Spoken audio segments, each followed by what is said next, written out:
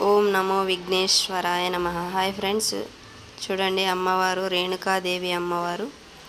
మాకు ఏదైనా పని జరుగుతుందా లేదా అని ఇలా అమ్మవారిని అడిగే సాంప్రదాయం ఉందన్నమాట. ఎప్పుడు వచ్చిన అమ్మవారిని కూర్చోబెట్టి తనకి పసుపు కుంకుమ అగరబత్తి వెలిగించి ఇచ్చి పూజ చేసి మనస్ఫూర్తిగా వేడుకుంటామన్నాం.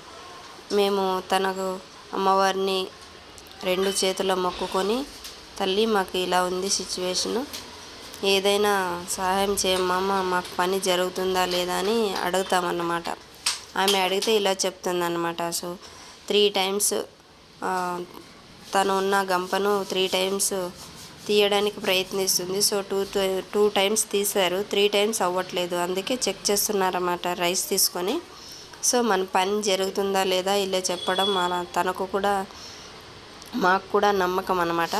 సో అందుకే చెప్తాంది. సో ఇప్పట్లో పని జరగడం కష్టం. సో తొందరలోనే జరుగుతుంది. నెక్స్ట్ ఇయర్ వరకు వెయిట్ చూడండి, మళ్ళీ నేను వచ్చిన తర్వాత చెప్తానని చెప్తుంది. చూడండి ఫ్రెండ్స్, ఆల్రెడీ 2 టైమ్స్ తీసింది. సో మళ్ళీ ట్రై చేసింది, 3 టైంకి అవ్వట్లేదు. సో ఇలా చెప్తుందనమాట.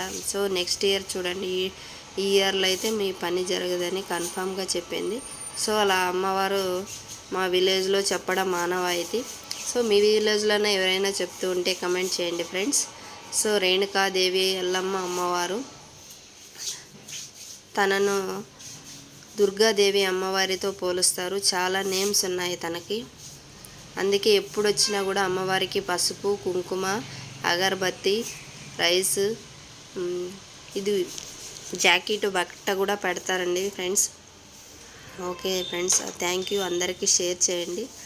మీతో షేర్ చేయాలనుకుంటున్న విషయం, అందుకే thank you so much. Bye friends.